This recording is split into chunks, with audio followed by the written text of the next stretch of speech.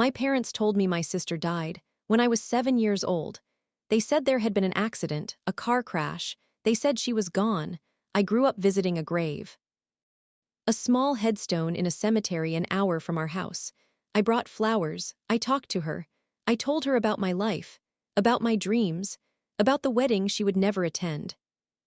And then, on my wedding day, she walked through the door. Alive, real, breathing. 20 years after I had laid flowers on her grave. My name is Rachel. And this is the story of how the sister I mourned my entire life was never dead at all, and how my parents' lie destroyed everything. I was 7 when they told me. I remember the exact shade of blue of the living room walls. I remember the cartoon I had been watching before they came in. I remember the way my father's hands shook when he held mine. "Emily is gone," he said. "There was an accident, a car crash, she didn't suffer." I didn't understand. Emily was my big sister. She was 10 years older than me. She was supposed to protect me. She was supposed to teach me how to do my makeup and sneak me candy before dinner. She was supposed to be at my wedding, and now she was gone. The funeral was small. The casket was closed. My mother said it was because the accident had been too terrible, that Emily looked too damaged, that they wanted us to remember her as she was. I believed them. I was 7. I believed everything my parents told me. For 20 years, I believed them. I grew up visiting that grave. Every birthday, every holiday, every milestone, I told Emily about my first dance. My first heartbreak, my college acceptance. When I got engaged, I went to the grave and told her about him. "His name is Daniel," I said. "You'd love him. He's kind. He makes me laugh." "I wish you could be there. I wish you could be my maid of honor." I left a flower on her headstone. I cried. And I went home, believing my sister was watching from heaven. I had no idea. She was alive, living, breathing, somewhere out there, and my parents knew exactly where. My wedding day was perfect, the dress, the flowers. The way Daniel looked at me when I walked down the aisle. My father walked me down. My mother cried. It was everything I had ever dreamed of. And through it all, I thought of Emily. I saved her a seat at the ceremony, an empty chair in the front row, with a single lily on it, her favorite flower. I wanted her to be there, in some way, in any way.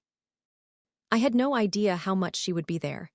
At 8:47 p.m. the doors opened. I was at the sweetheart table. Daniel was holding my hand. The DJ was playing our song. And then, I saw her, a woman.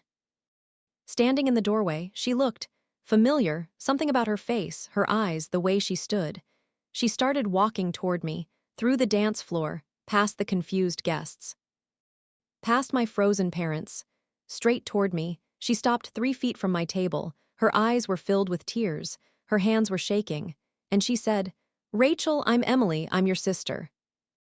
And I'm not dead." My mother screamed. She actually screamed, in the middle of my wedding reception. Get out, you're not supposed to be here." My father tried to grab Emily's arm. But she didn't move, she didn't even look at them. She just looked at me. "I'm your sister," she said again. "I've been alive this whole time. Our parents gave me away when I was 17. To protect their reputation, because I got pregnant. They told you I died, and for 20 years, I stayed away. Because they threatened to cut me off from you completely if I ever tried to contact you. But you're my sister, and I couldn't miss your wedding. I'm sorry." "I'm so sorry." We went into a private room, just me, Daniel, Emily, and my parents. My mother was hysterical, my father was furious, and Emily was calm. She pulled out a folder. In it was everything, her birth certificate, photos of us together as children, photos I didn't even remember. She had letters, dozens of letters, written to me over 20 years, never sent. Because my parents had threatened to take legal action if she ever contacted me. "I wrote to you every birthday," she said. "Every Christmas, every milestone. I never forgot you, I just couldn't reach you. You let me grieve a person who was alive," I said. My voice was a whisper. "You let me visit an empty grave. You let me cry myself to sleep for years. You let me save an empty chair at my wedding. For what? For your reputation, for your image at church. Emily was 17, she needed you, and you threw her away, and then. You told me she was dead, so I would never look for her, never asked questions, never tried to find her. You erased her, and you used my grief to do it. Emily and I held each other. For the first time in 20 years, I felt her heart beating against mine. She was real. She was alive, my sister, my big sister. The one my parents had thrown away. The one I had mourned. The one who had been out there this whole time, writing letters she could never send. The wedding reception continued without us. Daniel managed the guests. He told them there had been a family matter. But for me, the only thing that mattered was happening in that small room. My sister was back from the dead. And my parents. My parents were strangers to me now. The weeks after the wedding were a blur.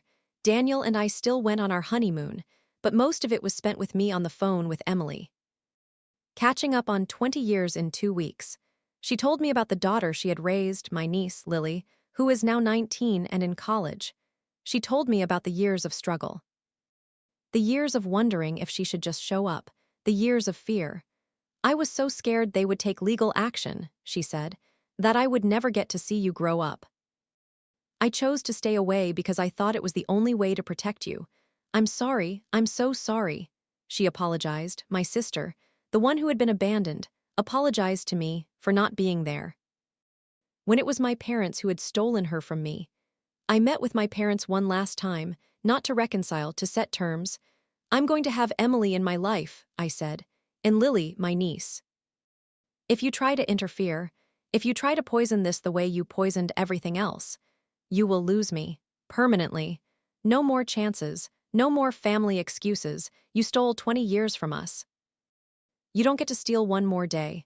My mother cried, my father nodded. They knew they had no leverage. The truth was out, and the truth had freed Emily. It had freed me.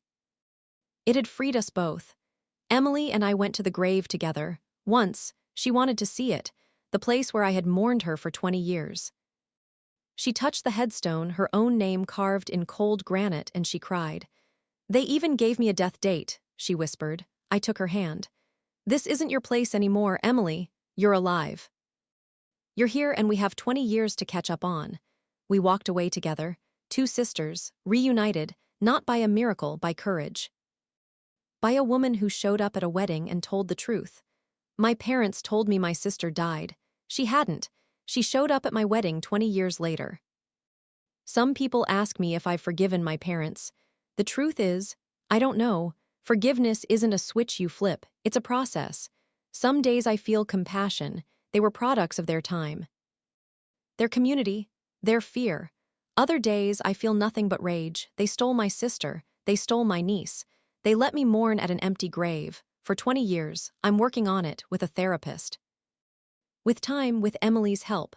But here's what I know for certain. Truth has a way of surfacing. Lies, no matter how carefully constructed, eventually crumble. My parents built a wall between me and Emily, and for 20 years it held, until Emily found the courage to walk through those doors, on my wedding day, in front of everyone. She didn't come for revenge, she came for me, her little sister, the one she had been forced to leave behind. My sister is alive, she's at my house right now, she's laughing with my husband. She's planning to teach me how to cook the one recipe she learned from our grandmother. We have time. Not the 20 years we lost, those are gone forever. But the years ahead, the decades ahead. Those are ours, they can't be erased. They can't be stolen. They can't be buried under a fake headstone. My parents told me my sister was dead, but I know the truth now. She's alive, she's here. And I'm never letting go again. If this story stayed with you, if you've ever been told a lie that changed your life, then you know why these stories matter. Subscribe to this channel. Hit the bell. And tell me in the comments, what would you have done if your sister walked into your wedding after 20 years of believing she was dead? I'll be reading every single one.